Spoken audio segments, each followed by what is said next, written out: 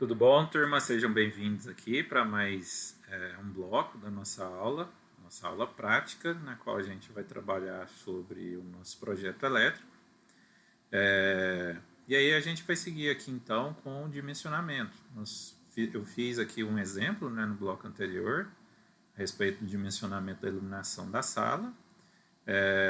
E vocês basicamente vão replicar, né, esse dimensionamento da iluminação da sala para os demais ambientes, sempre seguindo as previsões da norma, tá? E verificando, né, com base na área, no perímetro, no espaço disponível ali naquele ambiente, na disposição imaginada para os equipamentos, para os móveis, de forma que a iluminação se torne a mais agradável possível, tá? Então, uma vez feito aqui esse exemplo de iluminação da sala, eu peço agora, por gentileza, né, que vocês repliquem, que vocês façam mesmo, só que se atentando para as diferenciações entre os tipos de ambiente, né? E façam esse dimensionamento aí para cada um destes ambientes, ok? Bom, pessoal, agora a gente vai falar a respeito da disposição, né, ou dimensionamento das tomadas de uso geral e usos específicos, tá? Novamente eu vou tomar como exemplo aqui a sala, tá bom? O que a NBR traz para a gente a respeito de tomada de uso geral? Então, o item 4.2.123 e 9.5.2.2 da NBR, ele traz, né, que esse tipo de tomada considerada de uso geral, elas são geralmente destinadas para os aparelhos portáteis, né, que são os abajures, eletroeletrônicos, eletroportáteis e por aí vai. Geralmente equipamentos de pequeno porte, né, cuja potência varia ali, né, de 100 até 600 VA. Tá? Então, esse tipo de tomada nós consideramos ela como sendo tomadas de uso geral. Bom, pessoal, pensando aqui nessa sala aqui em específico, o que eu preciso ter em mente a respeito da norma para fazer esse dimensionamento? O que a norma fala a respeito das tomadas de uso geral? Então vai recair aqui nessa parte aqui de demais cômodos ou dependências, tá? Que a gente tem aquela parte de cozinhas, área de serviços, banheiros e por aí vai. E temos essa dos demais cômodos ou dependências.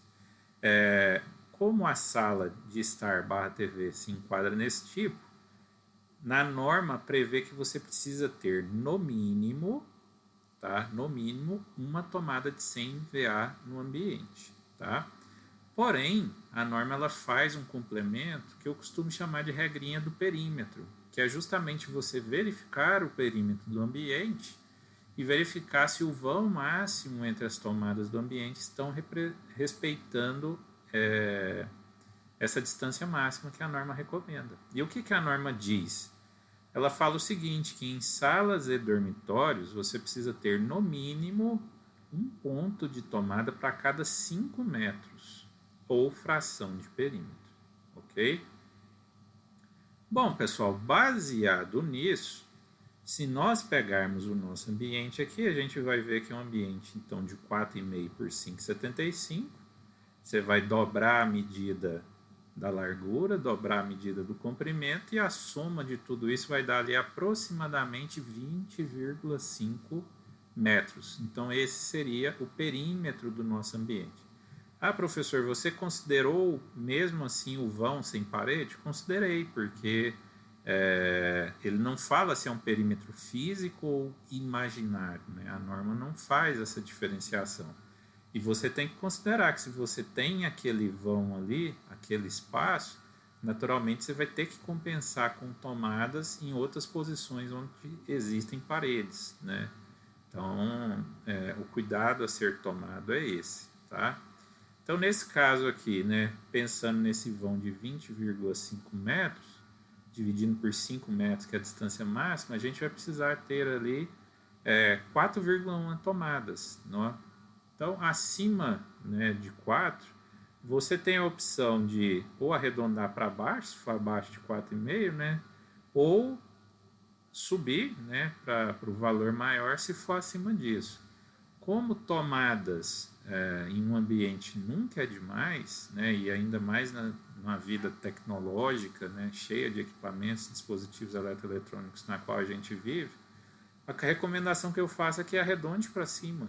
Né? Então, na medida do possível, arredonde para cima, você vai estar atendendo assim a quantidade mínima. Tá? Então, nesse caso aqui, daria 4,1, arredondei para 5 tomadas de uso geral. Tá? Aí, a disposição das tomadas, naturalmente, você vai respeitar o layout, né, dos equipamentos imóveis que você imaginou para aquele ambiente, tá? Porém, considerando essa questão da distância do vão máximo de 5 metros. E aí já vem aquela dúvida. Perceba que eu tenho um vão aqui da sala de jantar para essa sala de estar barra TV que a gente está dimensionando, que emenda com o vão do corredor de acesso, que emenda com o vão da porta de acesso ao lavabo, tá? Então, vocês vão precisar verificar aí qual é o vão máximo aqui desse nosso ambiente, tá? De repente, será necessário colocar uma tomada aqui atrás desta porta, ok? Ou, se for o caso aqui, você colocar uma tomada logo aqui, né, no acesso da sala de jantar. Isso se for extrapolar os 5 metros, tá? Se não estiver extrapolando os 5 metros, aí você pode manter o vão e colocar as tomadas nos pontos mais próximos, tá bom? Bom, pessoal, isso é com relação à tomada de uso geral. E com relação à tomada de uso específico, o que a gente tem que se lembrar? Tomada de uso específico, elas são destinadas aos aparelhos que são considerados fixos na instalação elétrica. Então, você sabe, você tem quase 100% de certeza, porque eu digo quase, porque às vezes alguém pode alugar a casa, pode mudar e aí pode ter alguma alteração, né? Mas uma vez que você está fazendo o projeto, você tem quase 100% de certeza que aquela tomada vai ser utilizada para aquela finalidade.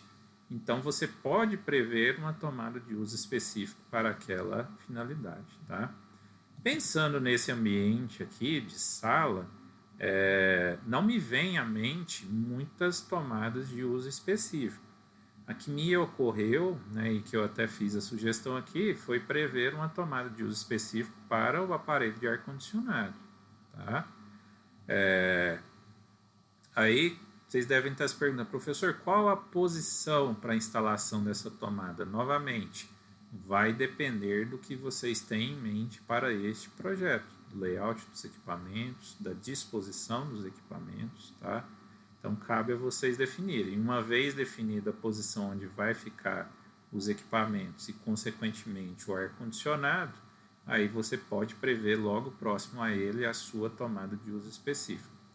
Uma coisa que vocês precisam levar em consideração é que, antigamente, as tomadas de ar-condicionado elas eram dimensionadas com base na NBR 5858, tá? Que é destinada ao cálculo simplificado de cargas térmicas, e também complementada pela NBR 5882, que era responsável pela determinação das características de ar-condicionado doméstico. Tá?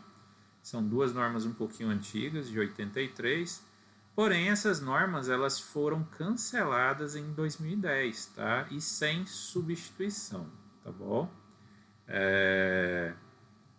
Entretanto, pessoal, o que essas duas normas levavam em consideração na época que elas eram vigentes? Você tem que pensar que quando você pensa em refrigeração, você está falando em fluido. Então você vai refrigerar o que? Um fluido. No caso aqui em questão, o ar. Então se você fala em refrigerar um ambiente com ar, naturalmente você está fazendo o quê? Você está trocando calor. Você está inserindo ar e está retirando o ar desse ambiente. Então, nada mais justo que você compreenda e conheça as dimensões do ambiente. Quando a gente fala em dimensões, se eu falo em ar-condicionado, eu tenho que pensar em volume, né? Então, não basta eu apenas conhecer a área do ambiente, mas você precisa conhecer também o pé direito e assim calcular o volume. Fora isso, essas normas consideravam também posição de janelas e paredes em relação ao sol, quantidade de pessoas presentes nos ambientes, quantidade de equipamentos que liberam calor ao ambiente. Então, leva em consideração todas essas características, tá? Se tem muitas janelas ou não, a quantidade de janelas ou não, a área de janelas, a área de paredes e por aí vai. Então, uma série de informações. E procurando na internet, né, mesmo com essa norma caindo em desuso, né, não sendo mais exigida, a maioria dos sites, né, especializados que realizam dimensionamento de sistemas de ar-condicionado, eles continuam levando em consideração tais características, tá? Então a recomendação que eu faço para vocês é essa. Vocês podem, se quiserem, consultar essa norma, embora ela já esteja cancelada, ou, se vocês preferirem, vocês podem procurar, né? Você tem vários sites aí de empresas especializadas em dimensionamento de ar-condicionado, em que você entra com as características do ambiente e aí ele consegue calcular para você a quantidade de potência do seu ar-condicionado em BTUs, tá? Que é a unidade térmica britânica, né, de medida. E a partir da quantidade de BTUs, você escolhe uma marca de ar-condicionado no mercado, né, divide pela potência unitária desse ar e você vai chegar na quantidade de aparelho de ar-condicionado necessário para cada ambiente. Tá? Bom, pessoal, espero que eu tenha esclarecido minimamente aqui o dimensionamento a respeito desse ar-condicionado. Aí você pode perguntar assim, professor, mas fora essa tomada de uso específico, você acha que na sala a gente precisa ter mais alguma tomada de uso específico? Aí vai depender do uso, tá? Na minha mente eu não consigo visualizar nenhum outro equipamento para a sala que exigisse uma tomada de uso específico. Mas se no cliente que vocês estiverem atendendo, né, ou no layout que vocês pensam, imaginam de equipamentos para o ambiente, se for necessário mais uma tomada de uso específico, você pode ficar à vontade, tá, para fazer esse dimensionamento, ok? Bom, pessoal, então assim a gente encerra esse dimensionamento da sala, tá? Basicamente, o que vocês vão precisar fazer? Pegar esses mesmos conceitos e replicar ambiente por ambiente. Sempre fazendo o que, pessoal? Sempre seguindo a norma, tá? É pegar a norma, colocar ela embaixo do braço. É claro que não, né? Você não vai pôr ela embaixo do braço. Você vai pegar a norma, estudar a norma, ambiente por ambiente, e aplicar ela. Tanto para a parte de iluminação, quanto para a parte de tomadas de uso geral e tomadas de uso específico. Só lembrando, né, que aí quando vocês forem lançar a iluminação, já lancem também os pontos de interruptores, tá? Em uma aula posterior, né, numa próxima aula, a gente vai falar a respeito de divisão de circuitos e aí sim a gente vai fazer o lançamento dos eletrodutos, o lançamento dos condutores e a identificação de cada condutor para cada circuito, ok? Bom, pessoal, era isso que eu tinha para passar para vocês nessa nossa aula de hoje. Espero que vocês tenham conseguido relembrar os conceitos que nós tínhamos visto na aula teórica e espero que vocês possam aplicar esses conceitos nas nossas ao longo, né, das nossas aulas práticas e ao longo da confecção do nosso projeto elétrico. Pessoal, muito obrigado pela participação de vocês e até a próxima. Tchau, tchau.